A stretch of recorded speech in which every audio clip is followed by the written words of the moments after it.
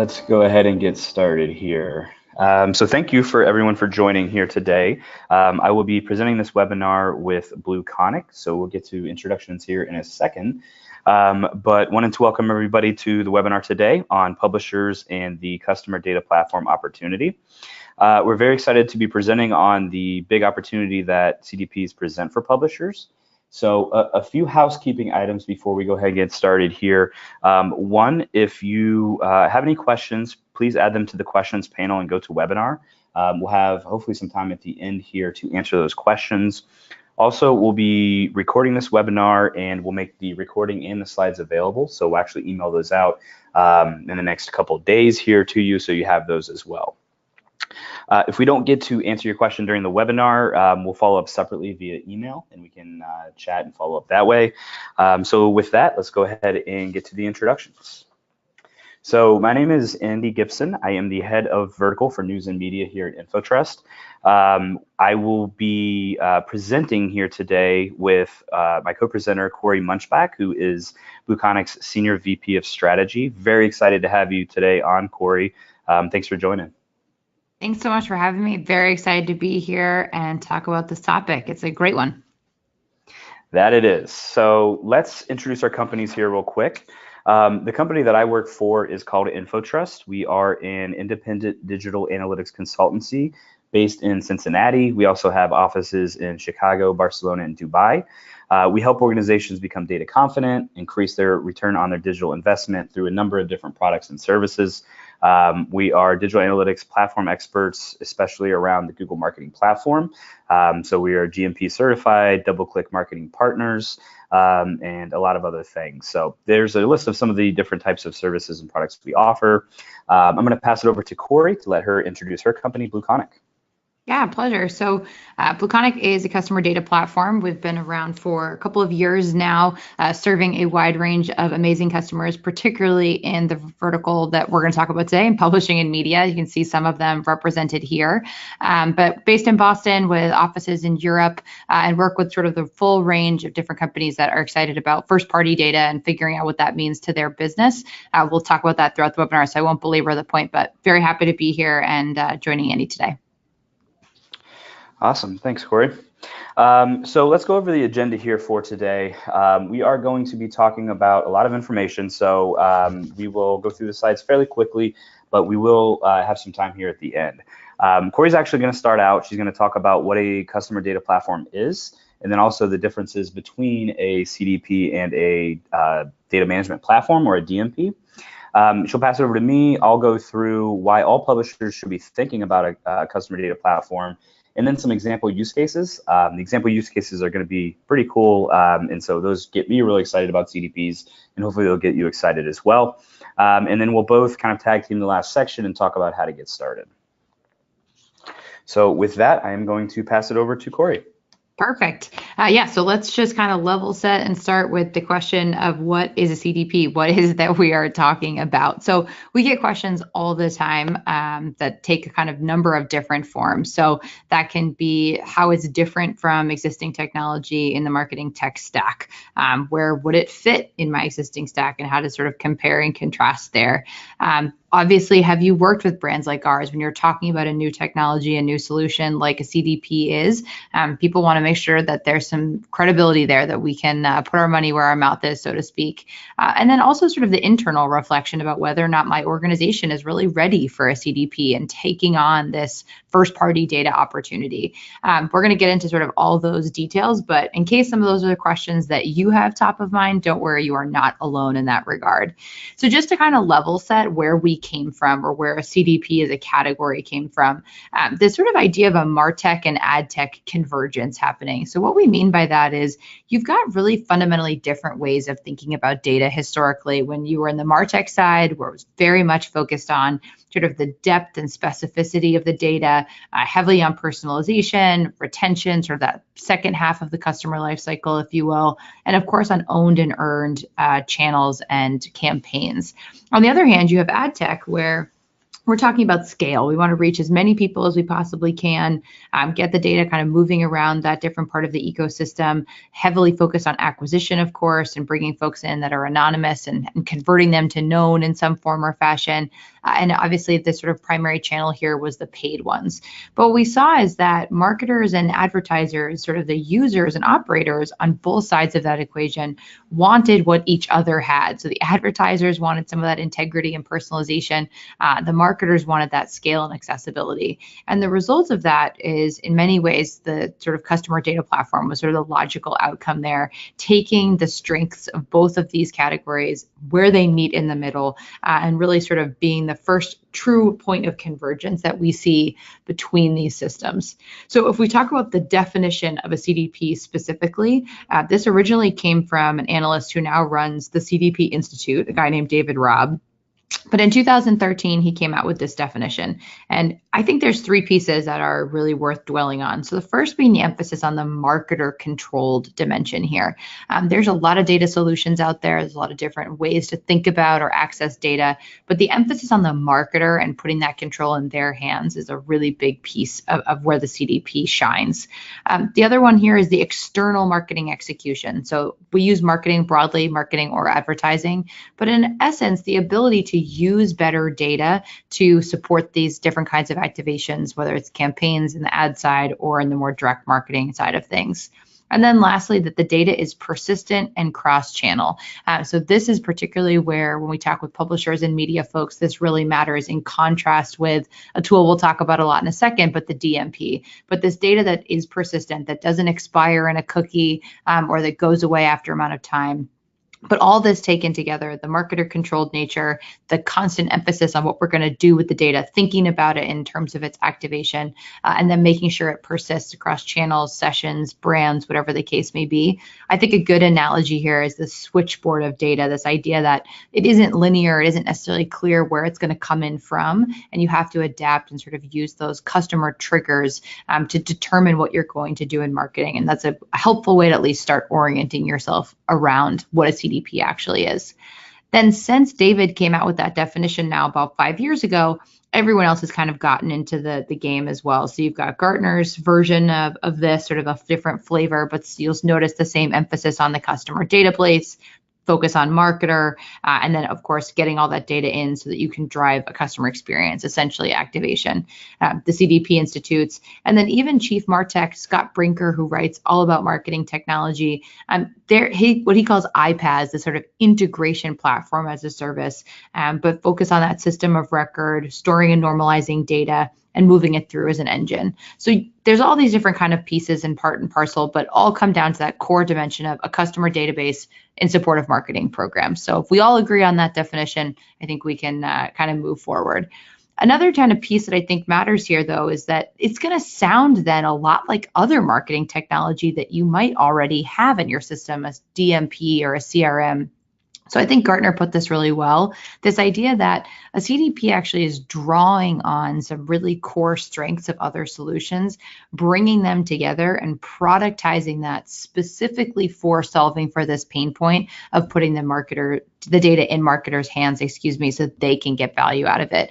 Sort of put in fewer words than Gartner did here. It's an idea of the whole being greater than the sum of its parts. And I think that's sort of where we see the market today is reconciling that against what we know and what we're familiar with, and seeing how some of those virtues, when they're combined in a unique way that the CDP allows you to, actually kind of moves the needle forward. On the buyer side of this equation, we want to look at who is actually buying a CDP, why you might want one. And this is true regardless of industry. So there's four kind of general attributes of companies that will get value out of a CDP. First and foremost is that you've got a lot of customer data. There's a lot of volume, possibly or likely in a lot of different systems, and most importantly, that maybe have a lot of different identifying information. So you don't necessarily have a one-to-one way of reconciling that data always. The accessibility piece, this is the other side of it, the emphasis on the marketer. What is it that I'm going to do with it? We're not just dumping data into a system, but rather thinking really intelligently about how we're going to use it for personalization or for ads or content meters, content recommendations, whatever the case may be. You also probably have some fragmentation if you're looking at a CDP. So that just is a nicer way of putting it, that you've got some data silos that exist and don't necessarily integrate very well with each other.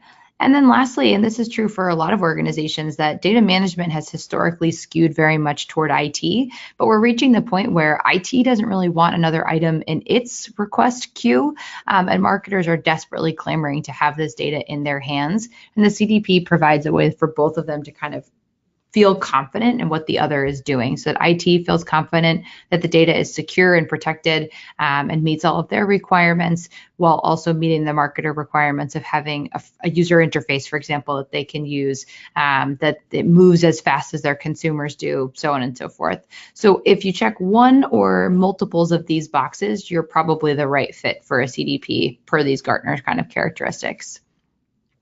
Now, before we transition into a specific comparison between a tool that I think everyone is probably very familiar with, I want to go back to this point, sort of the philosophy, particularly behind how we think about customer data platforms broadly, but this dual pillars of unify and activate. So everyone who uses a customer data platform is doing some flavor of this, but we'll talk a little bit at the end. As Andy mentioned, we're talking about use cases and how to get started. We'll come toward the end of the conversation, but bear this in mind always, is the sort of the philosophy behind why you would want a customer data platform and where the value would come from, that you're unifying disparate customer data for the purposes of activating it.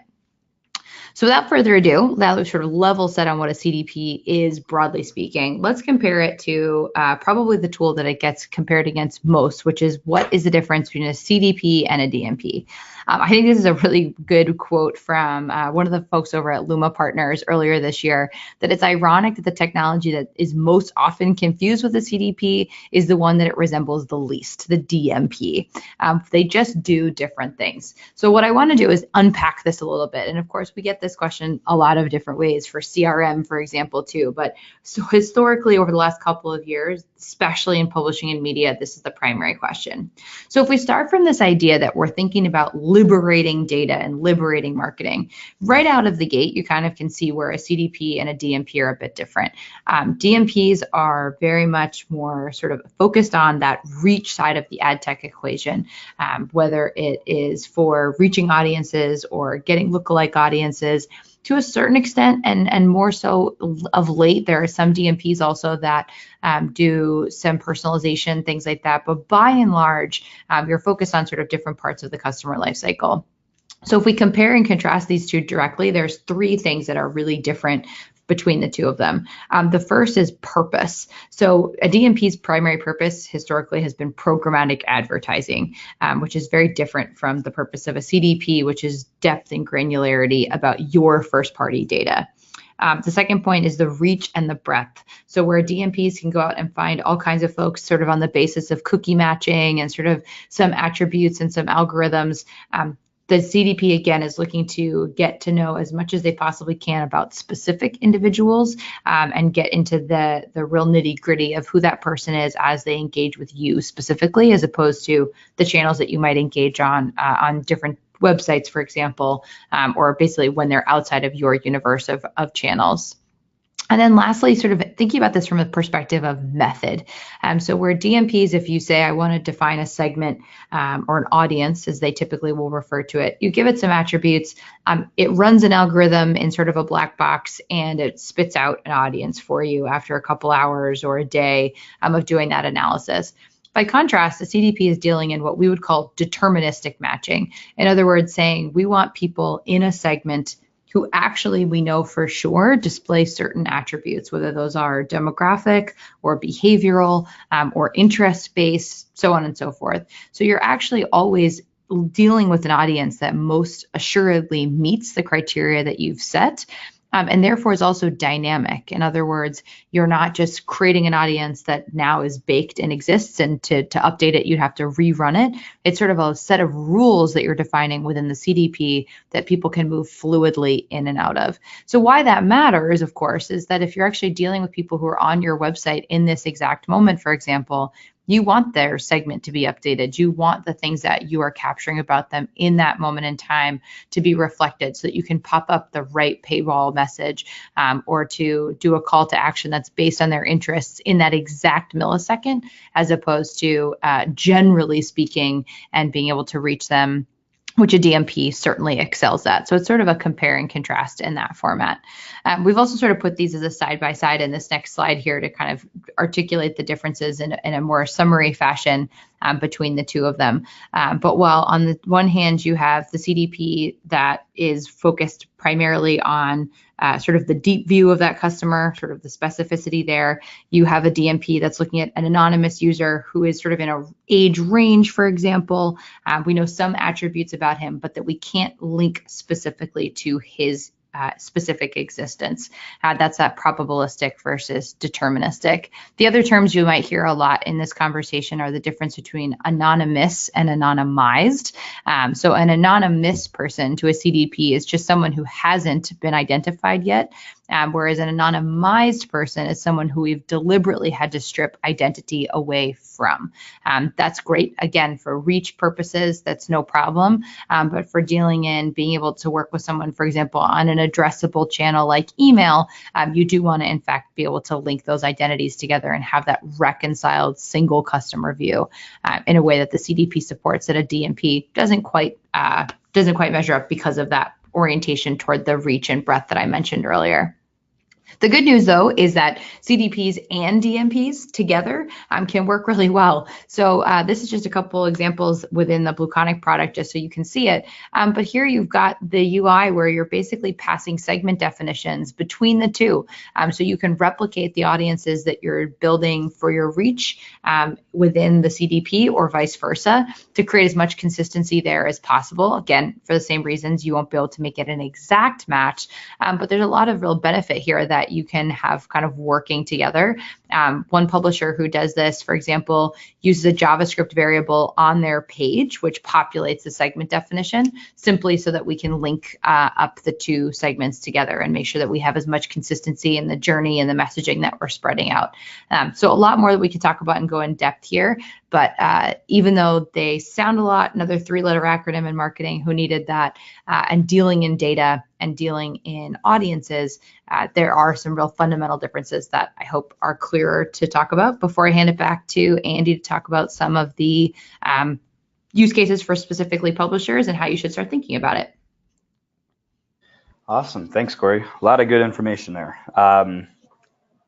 So the next section I wanted to talk about, now that we have a better idea what a CDP is and the actual differences between a CDP and a DMP, is we're going to walk through why all publishers should be talking about adopting one. So I first want to start out with some of the major challenges facing the media and publishing industry, especially as it comes to customer data. The first part here is just the actual media and publisher business model. So as many of you probably know, it's usually based on monetizing the audience. So this essentially means that the relationship you have with your audience is merely to collect information to sell that somewhere else. This really leads to a focus on the aggregate audience, or kind of several large segments of that audience, and not really on creating that personalized experience for each individual visitor to your site. So we'll talk about some of these challenges, then I'll walk you through how these are actually solved with a CDP. The next challenge here is just the amount of anonymous traffic. So when it comes to publishing sites, if you think about them, a lot of the actual traffic coming is going to be anonymous. Anonymous meaning we don't have any person identifiable information on you or any known information on you when you come. So the easiest way I think about this is just think about any of the local TV stations in your area. Generally, there's really not a login capability. They don't really have a subscription model.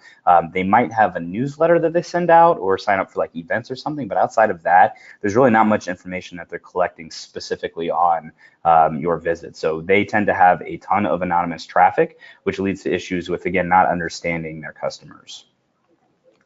The other challenge here is the inability to unify your user data. So of the data that these companies do have, there is the data that's spread out between these disparate systems. So platforms, databases, we're talking things like the CRM system, a subscription management tool, your email marketing tool, your web app and analytics platform. All of these kind of live in their own silos. And so without a CDP, you're facing these issues where we either have to build a solution internally to actually connect all these data points, or we're just going to all use them kind of in their own disparate silos without connecting that together. And then the last challenge here is the inability to activate data. So really just the inability to leverage the known data that you have and actually activate that data through additional channels like ad networks, email, the actual web or the app platforms, just not being able to actually use that data to actually do something on your site or your app. And so we'll talk about some of these things here shortly, but wanted to get this in front of you. I think this helps kind of understand what a CDP is at a high level. So if we look at the flow chart here on the right side, you can see the customer is going to come to your site, your app. It's going to come to a number of different types of touch points. That's going to collect data on that actual customer. So really the power between the CDP is that it's going to sit in between the customer and their data, and then also the channels that you want to use that data in. So the CDP is really what's sitting in between your data and then the channels that they can activate. And so through that, you're essentially building this unified customer database that has a user profile for each one of your users that are coming to the site, and those profiles are built out based on the information that's being collected over time. So when it comes to those publisher challenges, a CDP can solve those through a couple different ways.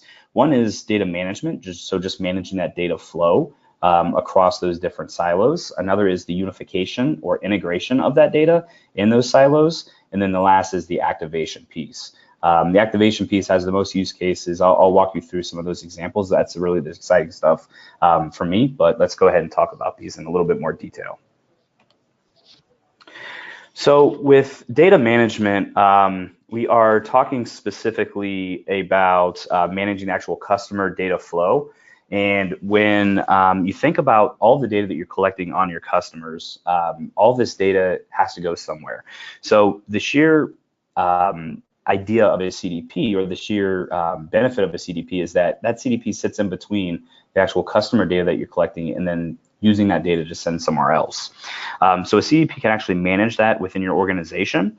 A new hot topic in the last year or so, probably 6 months, has been GDPR and how that affects everyone getting consent and collecting data on websites really throughout the world, not just the EU.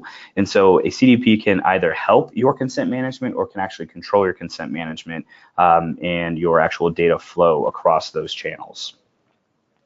And it's really in a perfect position to manage that entire data flow process. And Cory mentioned David Rabb, the founder of the CDP Institute. He basically says CDPs are generally well suited to help with GDPR. They're built to solve two of GDPR's toughest technical challenges: connecting those internal sources of customer data and then linking all of that data related to the same person. So there's a lot of use cases for data management with a CDP, which is very exciting, especially for publishers. The next way that we can help solve some of these challenges with a CDP is just by data unification. And so what this means is it allows publishers to actually have a unified customer-centric view of both anonymous and known users. So then publishers can actually use these centralized customer profiles to then build that direct one-on-one relationship with their customers. So if you think about, any relationship that you have talking with someone, the more you learn about that person, the more you kind of build that profile up of that person in your mind. You first meet them and they're from Dayton, Ohio, which is where I'm from, great place. You add that Andy from Dayton, Ohio. Next thing you know, you've learned that I like sports. I'm a huge Dallas Cowboys fan, and you're constantly building those fields out, so to say, of my profile to understand more and more about me. That's really the way I think about a CDP, and I think it's very, very valuable, especially for publishers, and we'll talk about some of these ways here in a second. And then data activation, this is the really exciting stuff. So this is the actual process of making the data available in the CDP to other systems, other channels, other tools, and delivering that kind of personalized one-on-one conversation. So some examples: email, app push messages, text, ad networks. Those are just a few of the channels that you can then activate this data or use this data to then build that relationship further with the customers. So let's go through some example use cases that show the value of CDPs for publishers. One note, not all of these use cases might apply to your organization, but at least a few of them should. So let's walk through that.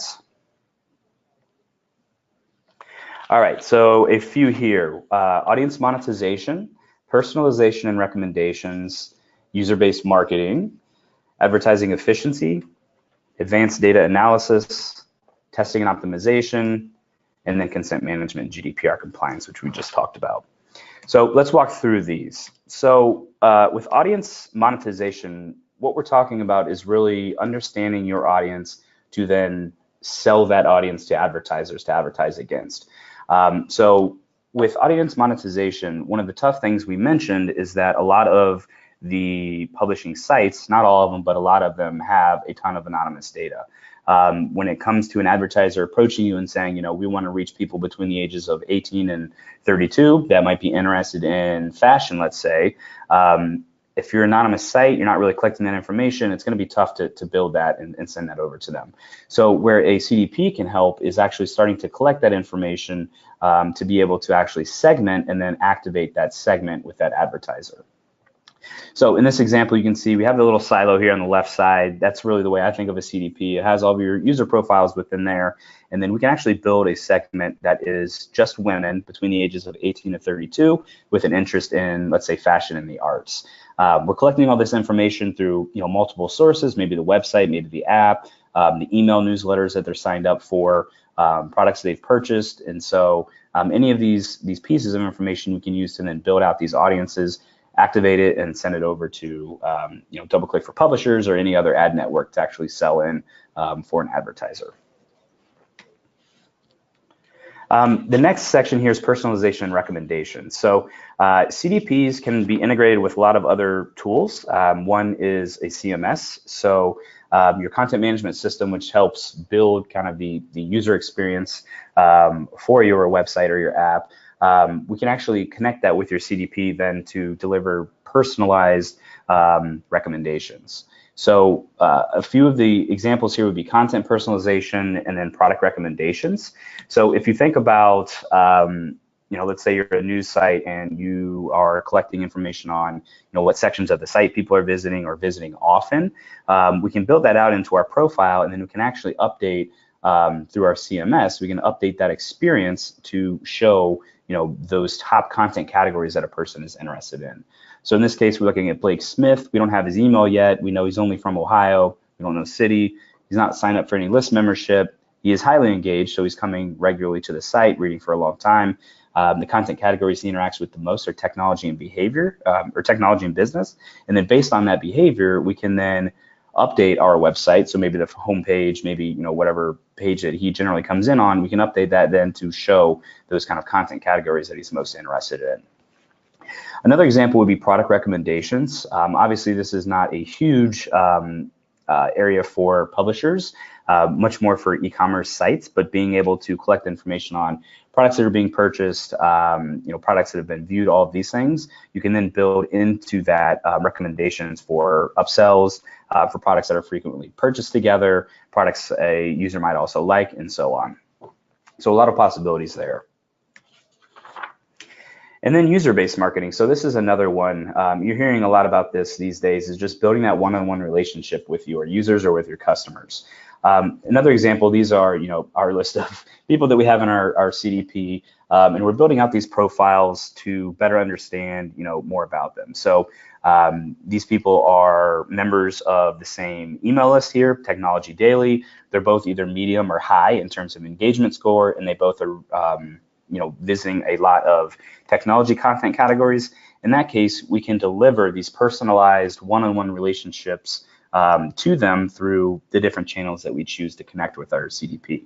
So in this example, Maybe we use them to sell in advertising for latest tech deals, or maybe we have a newsletter of our own around technology that we want to email them and have them sign up for. A lot of this is possible as long as we're collecting that information, unifying it within our CDP, and then activating that across these different channels.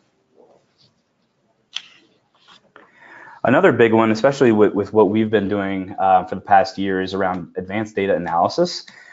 So when we work with our customers, we are helping them better understand, not what's just happening on the site or in the app, but also some more of these, really answering some more of these advanced questions that you can't log into Adobe or Google to solve.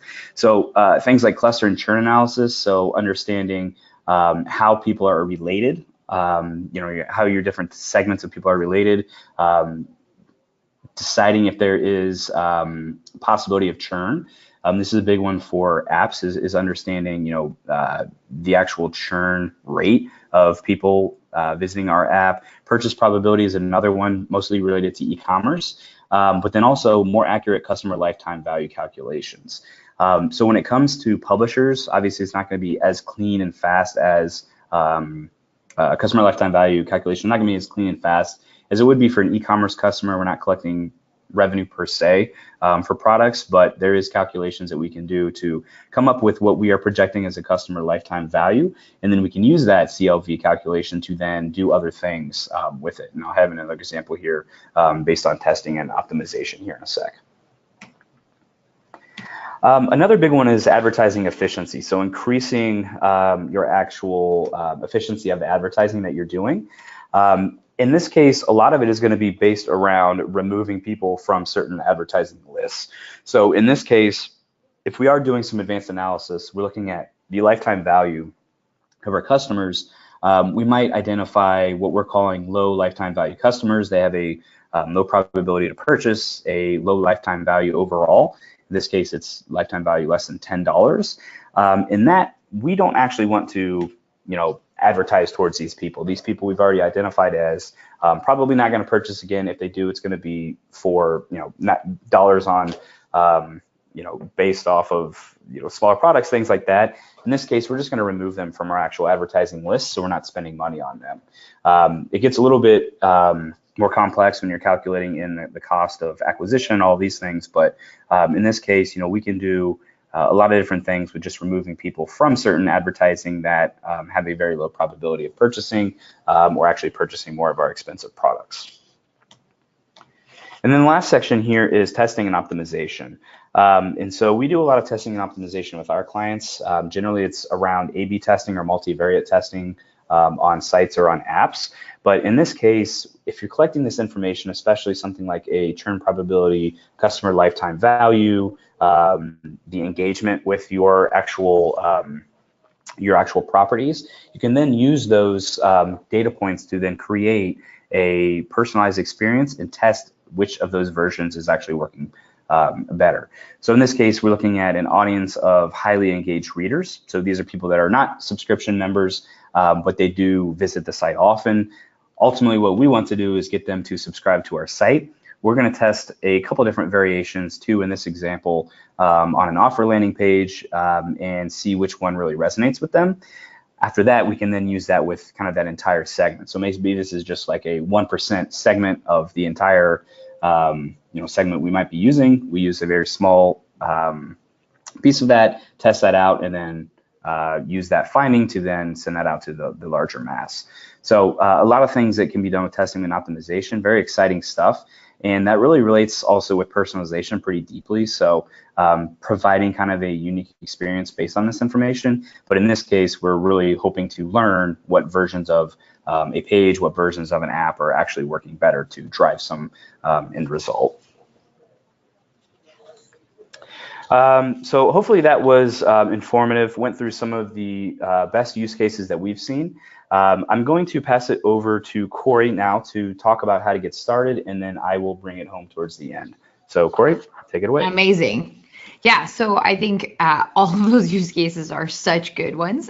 One of the instincts is often to say, okay, all that sounds great, but actually, where do I need to start? So we borrowed this quote, BlueConic, from Arthur Ashe: "Start where you are, use what you have, do what you can," because I think it encapsulates the fact that there is potential for a CDP for everyone to get benefit and value out of, but it's appropriate to figure out where that really starting point and roadmap look like for you. And this quote kind of guides us in that thinking.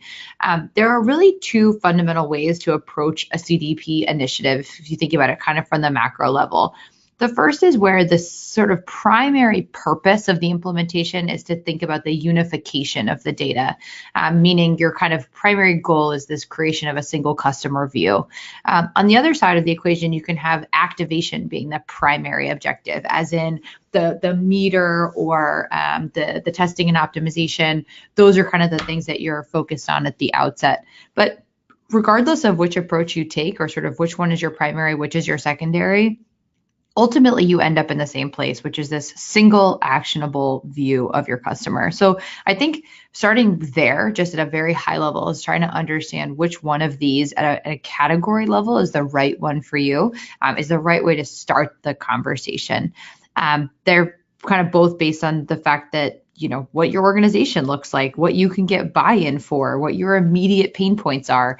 Those kind of pieces of information, again, at the more macro level, will help you determine that.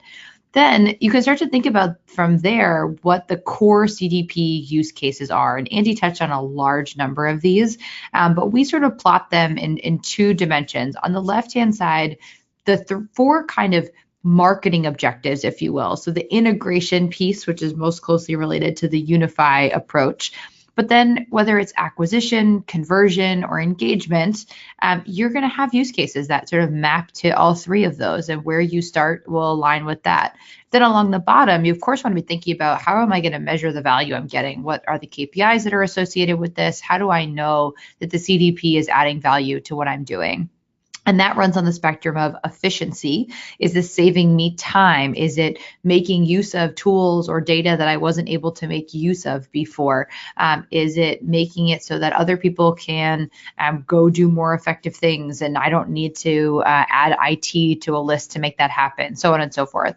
On the other hand, you have monetization, which is sort of more of the, what existing KPIs do you have and how can we improve them, right? What conversion rates can we improve, click-through rates, lift, so on and so forth. So this is kind of the framework that we map all CDP use cases to at a very, very high level. To determine, though, which flavor of these is best suited to you, there's also proficiency to keep in mind. So we look at this from the perspective of, what's your organization or your marketing group's appetite and ability to do some of these use cases, to involve a CDP in that process? And typically, you're in one of three groups, whether you're an experimenter, accelerator, or visionary. And you can go to blueconic.com/proficiency and test this out for yourself. It's 4 questions to figure that out. But this is where we sort of start the conversation to understand, where are you in this journey? This is your starting point here. And then we take all of this information and we couple it together into kind of a use case process and a roadmap. So we start with those marketing goals that I mentioned, whether you're focused on the acquisition, retention, or conversion. Then we look at your proficiency in your vertical. So for example, are you an accelerator in publishing or a visionary in commerce? Those things will, of course, affect this. And then that combination tells us what your use cases are. So if we're focused on lead gen or recognition across channels, the version of that we're going to put in place for you is going to take all of that information into account. From there, you can actually make a list of what your priorities are going to be, and then put that together into a final roadmap. And we iterate on this continually. There's always an opportunity with a CDP to either expand into additional use cases or to go much deeper into the existing use cases. So using Andy's example around testing and optimization, that can start pretty straightforward, simple, by bringing in new data, for example, as he talked about, but very quickly can add a whole level of complexity when you do different segmentation on top of it. There's a lot of different ways that you can deepen that use case or expand into other ones. So we want to make sure that we're staying on top of that. An example of what this can look like in media and publishing, similar to the one that I just showed, is shown here. So those same goals, that same sort of spectrum of how we're measuring, But in media and publishing, we're looking at personalized subscription messaging, for example, and audience-based ad products. So the monetization of your audience on your owned properties, for example. In the conversion category, we're looking at things about preventing and recovering any process or cart abandonments towards subscription. And of course, content meters and paywalls are a huge piece of what we talk about here. And then on the engagement front, how are we recognizing readers if they're sharing, going from brand to brand or from owned property to owned property? Also content recommendations that are based on their true interests and sort of context in which they're reading. All of this can sort of be thought of as a high level starting point, sort of inspiration that map very closely to the use cases Andy talked about. But know that there's all kinds of ways that this can be tweaked and adjusted based on things we discussed, your own priorities and your proficiency, etc. To bring it to life a little bit more, Andy's use cases are all very much ones that you can find in the wild. So let's talk about a couple of them to start. One example we'll use here is in B2C media, just to give you a starting point. This is a multi-brand organization. They've got lifestyle and political brands within the family. They've got BlueConic. They've been working with us for about 6 months now. They wanted to unify all of their customer data to make sure that in every dimension of their business, which includes advertising, commerce, and subscription, that they're using first-party data across that in an integrated fashion. So you can see some of their goals listed here, very similar to some of the use cases that Andy talked about. And along the bottom, sort of the process that we went through in their onboarding. So this was just in the first 3 months to give you a sense of the volume and sort of what they accomplished during that initial period. First was to be deployed on 80 different channels within their brand of families, their family of brands, excuse me. Unifying data, they had more than 25 different platforms that up to that point have been collecting data. They wanted to get unified into their CDP instance. And then they started identifying the use cases of how they're going to use that data across 6 business units in particular. So they didn't start trying to boil the ocean. They started with the ones that were most important, most valuable for them. And up to this point, by the end of their onboarding, they had more than 1,200 profile properties that they were capturing about their audience, their whole database. In other words, for every single person in their database, they had the potential to have more than 1,200 attributes stored about that, which then, of course, could be the basis of segmentation and then passed into some of the systems that you see represented here. So whether that's better targeting in Google AdWords, so that you're not wasting as much money and you have a better return on ad spend on the Google front or in Facebook, but also to their ESP, which in this case is PostUp. And then always getting as much data as they possibly can to their sort of analytics system and Google Analytics and being able to make sure that their measurement is consistent across all of these different dimensions. So again, the green in the bottom was just sort of within their first 3 months and then being able to pass some of that on there. More to come, of course. They've got some great goals that we're working toward, but just to give you a sense of where that begins. Another example on the B2B media side of things. So Brief Media is a BlueConic customer, has been with us a little over a year. So they're smaller in volume, but amazing in how precise they have become with their marketing as a result of how much data that they unified from BlueConic into BlueConic. So they had 3 very different views that they brought together with a primary emphasis on making sure that they could improve their segmentation and make sure that their segments were dynamic and in real time. All of which with the goal of applying it to better on-site engagement, improving their number of paid app downloads that they were getting, event signups. Again, of course, in B2B, that's a really critical business driver for them, and renewals obviously were key as well. So you can see on the bottom that in a little over that year time with us, they've gone from just having about 30 data points about folks to more than 270 that they're available to them. Again, for segmentation, we're doing multi-platform segmentation. In other words, not just limited to what one brand can provide. They can actually do this across all the data points that they have. They've certainly seen an increase in their paid mobile app downloads. And for them, a huge cost saver has also been the decrease in their telemarketing spend. So becoming more efficient, more effective in their analysis and understanding very broadly, and then translating that into meaningful improvements in efficiency on the marketing front.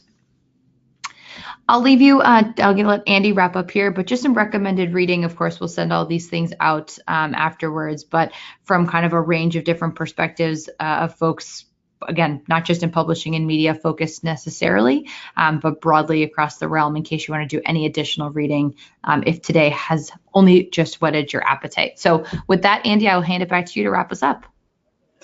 Awesome. Thanks so much, Cory. That was amazing. So let's wrap this up here with a quick summary. Hopefully you've learned a lot about CDPs, some of the use cases, and why it makes sense for publishers. Let's walk through a couple of these pieces here. So we learned that CDPs are a marketer managed system that creates a persistent unified customer database that is accessible to other systems.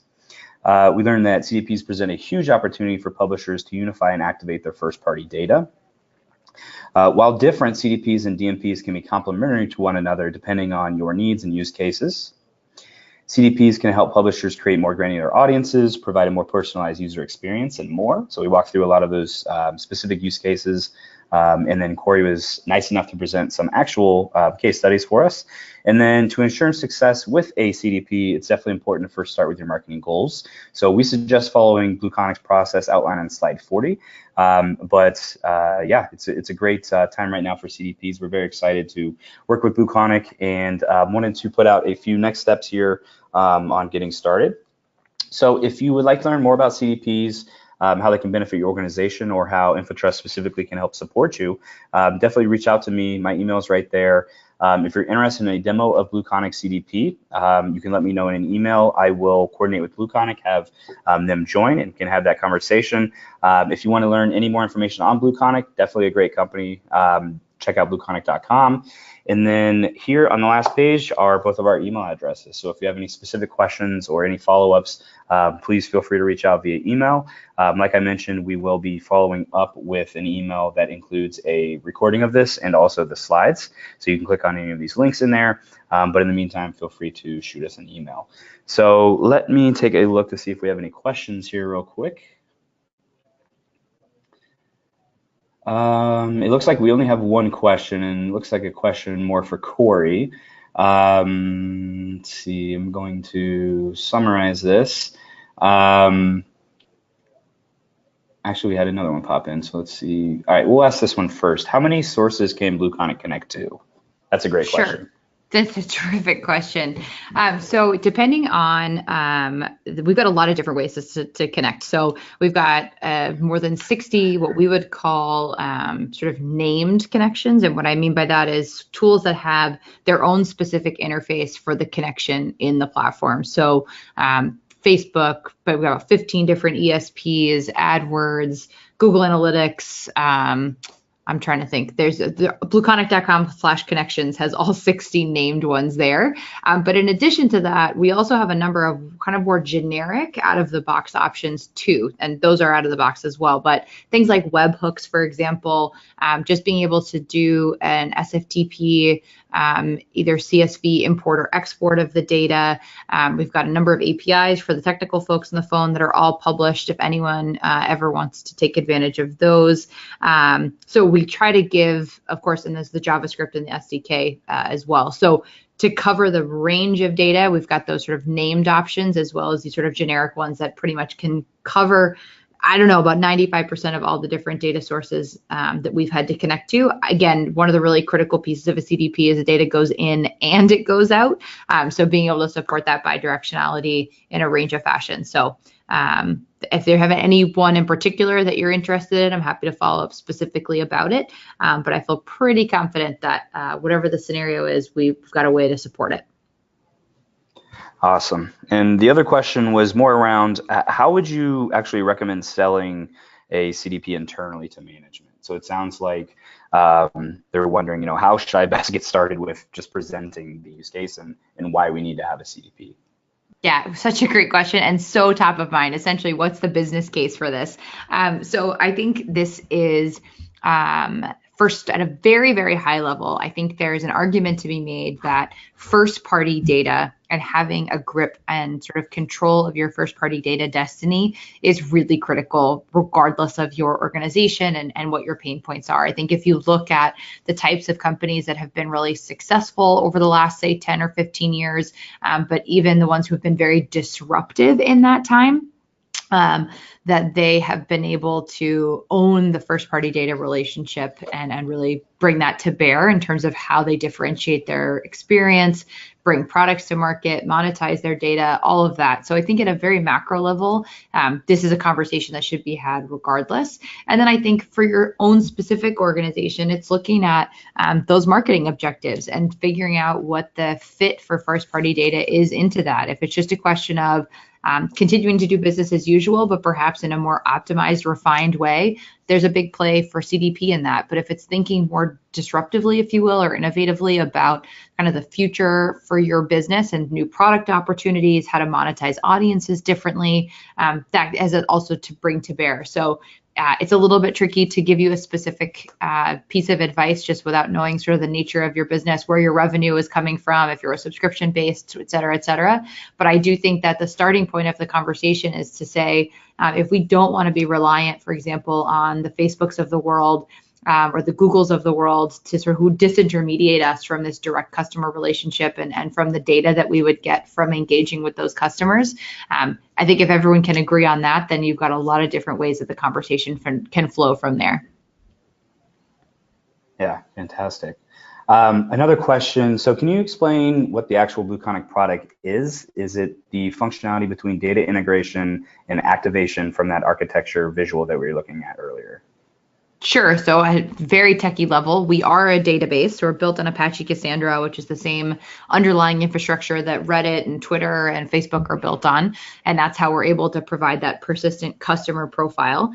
But then we also run on Amazon Web Services. So we're a SaaS-based platform. And then we have a UI. You saw a little bit of that in there earlier about the DMP comparison, where the marketers actually that lives on top of this data and all of the things that we talked about, whether it's the segmentation, the data collection, the connections, interfaces, all of that exists in this UI for the marketer to actually use. But the data storage is in this big data database that lives underneath this interface that marketers can utilize. I hope that answers the question. Awesome. And then one more really technical question for you. For ingestion, is it real-time streaming or batch? And if batch, what is the latency? So that is completely dependent on the system that we're pulling the data in from. So if you are streaming data, for example, to like a BigQuery or an Azure, for example, that is a real-time stream that is passed over with all of the data from the platform into one of those systems. And same thing can go back. On the flip side, if you're looking at, for example, like a Salesforce,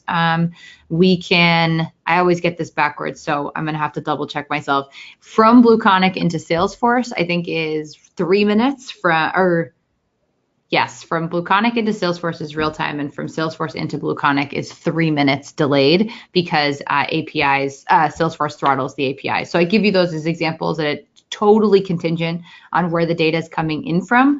Our APIs, the stuff that we build, is all geared toward being as fast as possible. But quite frankly, there's just a lot of systems who either throttle the access like that or just don't have batch APIs or the infrastructure to support those speeds. So again, happy to get into specifics if you have a particular system in mind, but it will vary considerably.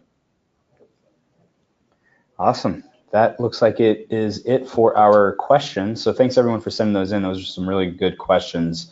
We'll wrap up here. Thanks everyone for joining today.